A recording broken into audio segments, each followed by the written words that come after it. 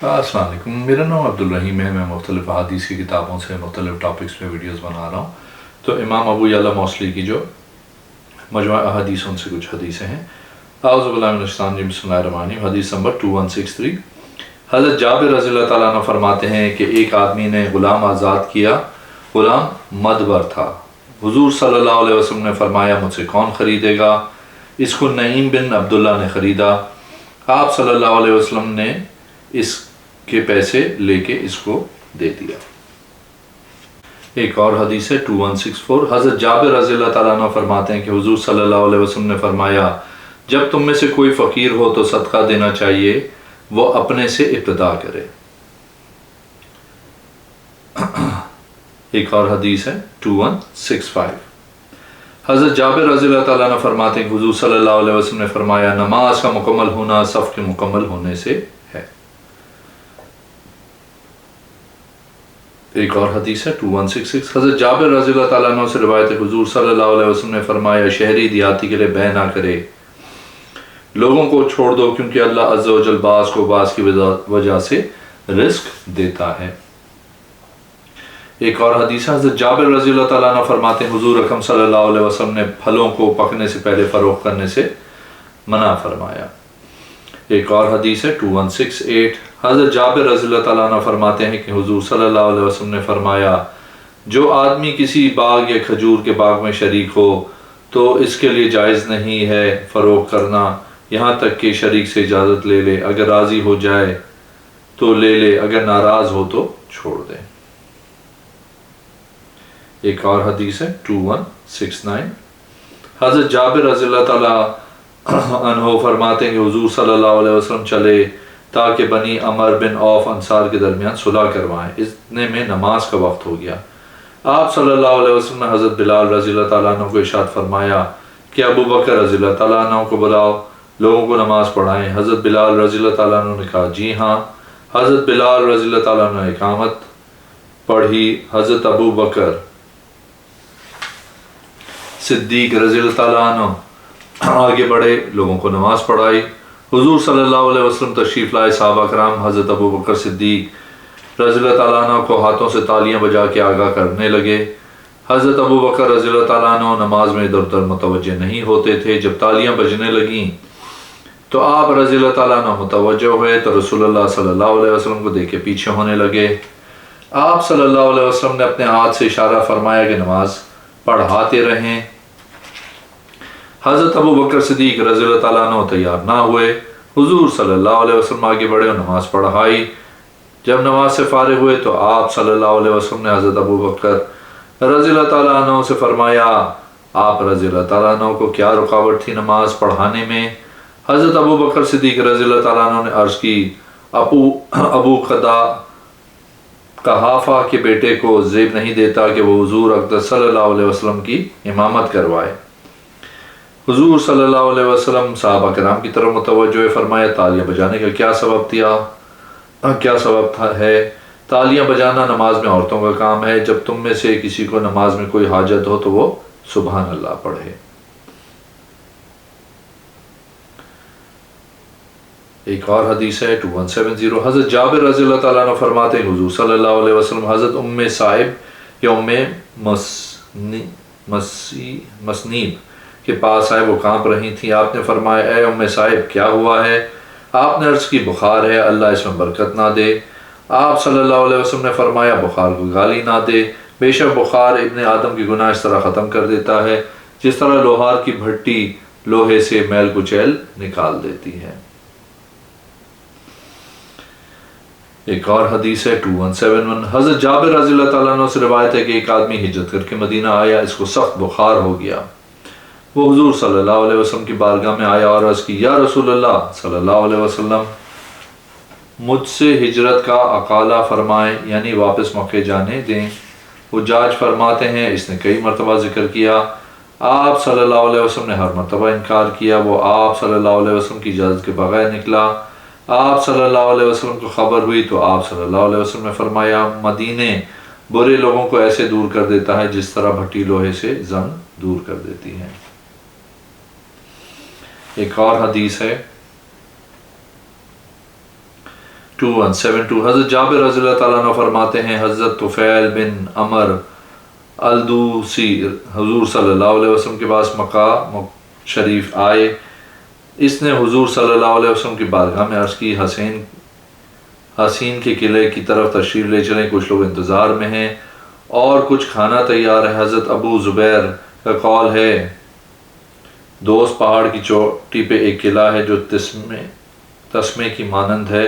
سو رسول کریم صلی اللہ علیہ وسلم نے اس سے فرمایا کیا تیرے ساتھ تیرے پیچھے کوئی اور بھی ہے؟ اس نے جواب دیا میں نہیں جانتا ہوں. راوی کا بیان ہے اس نے اعراض کیا اس چیز کے لیے جو انصار کی خاطر اللہ تعالیٰ نے ذخیرہ فرمائی. راوی کہتے ہیں سو جب رسول کریم صلی اللہ علیہ وسلم مکہ سے ہجرت کر کے مدینہ تشریف لائے تو اس وقت طفیل بن عمر بھی رسول کریم صلی اللہ علیہ وسلم کی طرف ہجرت کرتے ہوئے آیا، جبکہ اس کے گروہ سے ایک آدمی بھی اس کے ساتھ تھا. سو اس آدمی کو سخت بخار ہوا تو وہ مدینہ سے نکل گیا. سو اس نے ایک تیز دھار آلہ لیا اور اس کے ساتھ اپنے ہاتھ کی رگیں کاٹ لیں جس سے بہت سا خون بہہ گیا اور وہ مر گیا. سو اسے دفن کر دیا گیا. سو وہ ایک رات طفیل بن عمر کے خواب میں آیا. انتہائی اچھی شکل تھی لیکن وہ اپنے ہاتھ چھپائے ہوئے تھا. طفیل نے اس سے کہا کیا تو فلاں یعنی نام لیا؟ اس نے کہا ہاں. طفیل نے کہا تو نے کیا کیا؟ اس نے کہا میرے رب نے میرے ساتھ بھلائی کا سلوک فرمایا، مجھے بخش دیا اس وجہ سے کہ میں نے اس کے نبی صلی اللہ علیہ وسلم کے ساتھ ہجرت کی. طفیل نے کہا تیرے ہاتھوں کو کیا ہوا؟ اس نے کہا میرے رب نے فرمایا اپنی جان کا جو حصہ تو نے بگاڑا، ضائع کیا، خراب کیا، اس کے حوالے سے ہم تیرے ساتھ کبھی صلح نہ کریں گے.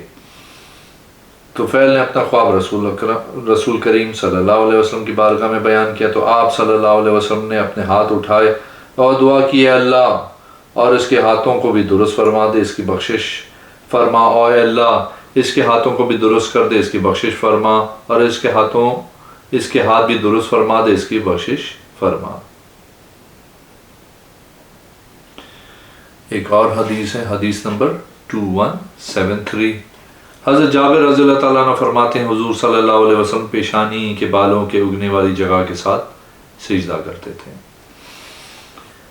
ایک اور حدیث ہے، حدیث نمبر 2174. حضرت جابر رضی اللہ تعالیٰ عنہ فرماتے ہیں حضور صلی اللہ علیہ وسلم لکڑی کے ایک تنے کے ساتھ کھڑے ہو کے ہر جمعہ کو خطبہ دیتے تھے. جب روم سے ایک آدمی آیا اور اس نے عرض کی اگر آپ صلی اللہ علیہ وسلم چاہیں تو میں آپ صلی اللہ علیہ وسلم کے لیے کوئی شے بنا دوں اس طرح کی کہ جب آپ صلی اللہ علیہ وسلم اس پہ بیٹھیں تو ایسا معلوم ہو کہ آپ کھڑے ہیں. آپ صلی اللہ علیہ وسلم نے فرمایا ٹھیک ہے. بس آپ صلی اللہ علیہ وسلم کے لیے منبر بنایا گیا. جب اس پہ تشریف فرما ہوئے وہ لکڑی کا تنا سسکیاں لے کے رونے لگا جس طرح اونٹنی اپنے بچے کے لیے روتی ہے. حتیٰ کہ حضور صلی اللہ علیہ وسلم منبر سے نیچے اترے، اس پہ اپنا دست مبارک رکھا شفقت کے لیے. جب صبح ہوئی میں نے اس کے بعد دیکھا اس کو تبدیل کر دیا گیا ہے. ہم نے کہا یہ کیا ہے؟ فرمایا نبی کریم صلی اللہ علیہ وسلم، حضرت ابو بکر حضرت عمر آئے، انہوں نے تبدیل کر دیا. ایک اور حدیث ہے 2175. حضرت جابر رضی اللہ تعالیٰ عنہ فرماتے ہیں حضور صلی اللہ علیہ وسلم ایک دن ممبر پہ جلوہ افروز ہوئے. آپ صلی اللہ علیہ وسلم نے فرمایا ایک گروہ سمندر میں سفر کرتا ہے تو انہیں ایک جساسہ ملتی ہے. میں نے ابو سلمہ سے سوال کیا، راوی کا بیان ہے جساسہ کون ہے؟ انہوں نے جواب دیا وہ عورت جو اپنی جلد اور سر کے بال گھسیٹتی ہے. تو وہ کہتی ہے اس محل میں اس چیز کی خبر ہے جو تم تلاش کر رہے ہو. وہ سارا گروہ مل کے اس جگہ آتا ہے. وہاں ایک رسیوں اور زنجیروں سے جکڑا ہوا آدمی ہے. بس وہ کہتا ہے مجھے بتاؤ یا مجھ سے پوچھو. راوی کو شک ہے کہ ان دو میں سے کون سا الفاظ مروی انا نے بولا. میں تمہیں بتاؤں گا. یہ سن کے قوم خاموش ہو جاتی ہے. بس وہ کہتا ہے مجھے کھجوروں کے باغ کی خبر دو، مجھے زغر اور امان کے چشمے کی خبر دو، کیا اس میں پانی ہے؟ انہوں نے کہا جی ہاں وہ بھرا ہوا ہے، اس کی ایک طرف سے پانی ٹپک رہا ہے. وہ کہتے ہیں ہاں بالکل. انہوں نے کہا وہ مسیح ہے جس کے لیے پوری زمین لپیٹ دی جائے گی 40 دن میں اور وہ اس میں پھرے گا مگر مدینہ طیبہ میں داخل نہ ہو سکے گا. نبی کریم صلی اللہ علیہ وسلم نے فرمایا مدینہ طیبہ کا کوئی دروازہ ایسا نہیں ہوگا جس پہ ایک فرشتہ تلوار سونتے اس کو روکنے کے لیے نہ کھڑا ہو، اور مکہ میں بھی اسی طرح۔ پھر فرمایا فارس کے سمندر میں کیا ہے، روم کے سمندر میں کیا ہے، یہ بات 3 مرتبہ فرمائی، پھر 3 بار۔ سو ابن ابی سلمہ نے مجھ سے کہا اس حدیث میں ایک ایسی چیز ہے جس کو میں نے یاد کیا۔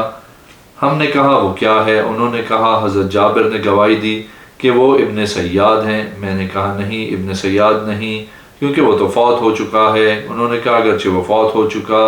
میں نے کہا وہ اسلام لایا۔ انہوں نے کہا اگرچہ وہ مسلمان بھی ہوا۔ میں نے کہا وہ مدینہ میں داخل ہوا۔ انہوں نے کہا اگرچہ وہ مدینہ میں بھی داخل ہوا۔ ایک اور حدیث ہے 2176، حضرت جابر رضی اللہ تعالیٰ عنہ فرماتے ہیں ہم حضور صلی اللہ علیہ وسلم سے نہیں سنا ہمارے لیے کوئی شے واضح طور پہ معین کی ہو جنازے کی دعا پڑھنے کے لیے، نہ حضرت ابو بکر رضی اللہ تعالیٰ عنہ نے، نہ حضرت عمر رضی اللہ تعالیٰ عنہ نے۔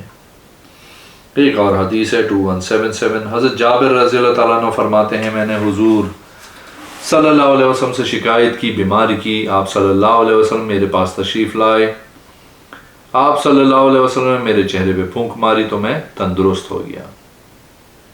ایک اور حدیث ہے 2178، حضرت جابر رضی اللہ تعالیٰ عنہ سے روایت ہے حضور صلی اللہ علیہ وسلم نے منع کیا ہم میں سے کوئی ایک لیٹنے کی حالت میں اپنے ایک پاؤں کو دوسرے پاؤں پہ رکھے۔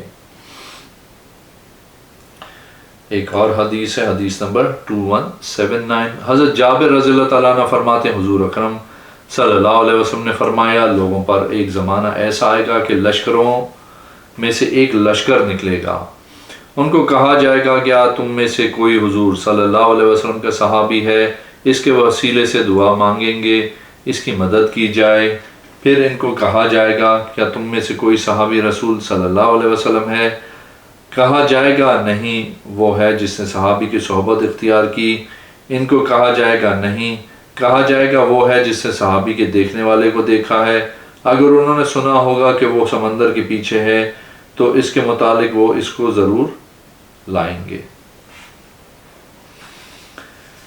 ایک اور حدیث ہے حدیث نمبر 2180، حضرت جابر رضی اللہ تعالیٰ عنہ فرماتے ہیں ایک آدمی حضور صلی اللہ علیہ وسلم کے پاس آیا اور عرض کی یا رسول اللہ صلی اللہ علیہ وسلم لوگوں میں سے کون زیادہ عالم ہے؟ آپ صلی اللہ علیہ وسلم نے فرمایا جو لوگوں کے علم کو اپنے علم میں جمع کر لے، ہر علم والے کو بھوک کا سامنا کرنا پڑتا ہے۔ ایک اور حدیث ہے حدیث نمبر 2181، حضرت جابر بن عبداللہ رضی اللہ تعالیٰ عنہ سے روایت ہے وہ فرماتے ہیں میں نے حضور صلی اللہ علیہ وسلم کو فرماتے ہوئے سنا لوگ زیادہ ہوں گے اور میرے صحابی کم ہوں گے، میرے صحابی کو گالی نہ دو، اللہ کی لعنت ہو اس پہ جو ان کو گالی دے۔ ایک اور حدیث ہے 2182، حضرت جابر رضی اللہ تعالیٰ عنہ فرماتے ہیں میں دوسری یا تیسری صف میں تھا جب حضور صلی اللہ علیہ وسلم نے حضرت نجاشی کی نماز جنازہ پڑھائی۔ ایک اور حدیث ہے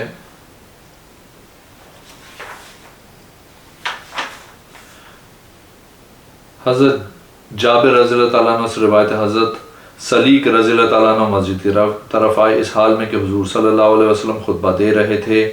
آپ صلی اللہ علیہ وسلم نے حکم دیا کہ وہ 2 مختصر رکعات نفل پڑھے۔ ایک اور حدیث ہے 2184، حضرت جابر رضی اللہ تعالیٰ عنہ فرماتے ہیں حضور صلی اللہ علیہ وسلم نے فرمایا مجھے انبیاء علیہ السلام دکھائے گئے، میں حضرت ابراہیم علیہ السلام کے مشابہ تھا۔ ایک اور حدیث ہے 2185، حضرت جابر رضی اللہ تعالیٰ عنہ فرماتے ہیں حضور صلی اللہ علیہ وسلم نے میدان عرفات میں ظہر و عصر جمع کی، 1 اذان اور 2 اقامتوں کے ساتھ، اور مغرب و عشاء جمع فرمائی 1 اذان اور 2 اقامتوں کے ساتھ۔ ایک اور حدیث ہے 2186، حضرت جابر رضی اللہ تعالیٰ عنہ فرماتے ہیں کہ ان کو رخصت دی گئی کھجوروں کے درخت کاٹنے کی، پھر ان پہ سختی کی گئی۔ وہ حضور صلی اللہ علیہ وسلم کے پاس آئے اور عرض کی یا رسول اللہ صلی اللہ علیہ وسلم ہم پہ گناہ ہوا ہے جو ہم نے کاٹ دیے یا جو ہم پہ چھوڑا ہے؟ اللہ نے یہ آیت فرمائی مسلمانوں تم نے جو بھی کھجور کا درخت کاٹا یا اس میں سے کسی نے اس کی جڑوں پہ کھڑا چھوڑ دیا تو اللہ کے حکم سے ہی تھا. سورہ حشر نمبر 5. ایک اور حدیث ہے 2187. حضرت جابر رضی اللہ تعالیٰ عنہ فرماتے ہیں حضرت ابراہیم علیہ السلام پہ صحیفہ نازل کیا گیا رمضان شریف کی پہلی رات کو. حضرت موسیٰ علیہ السلام پہ تورات نازل کی گئی جب رمضان کے 6 دن گزر گئے تھے. حضرت داؤد علیہ السلام پہ زبور نازل کی گئی جب رمضان کی 11 راتیں گزر گئی تھیں. قرآن مجید حضرت محمد صلی اللہ علیہ وسلم پہ نازل کیا گیا جب رمضان شریف کے 24 دن گزر گئے تھے. اگر آپ نے میرے چینل کو اب تک سبسکرائب نہیں کیا تو پلیز کیجیے, اس ویڈیو کو لائک کیجیے. اگلی میں انشاءاللہ حاضر ہوں گا. اللہ حافظ.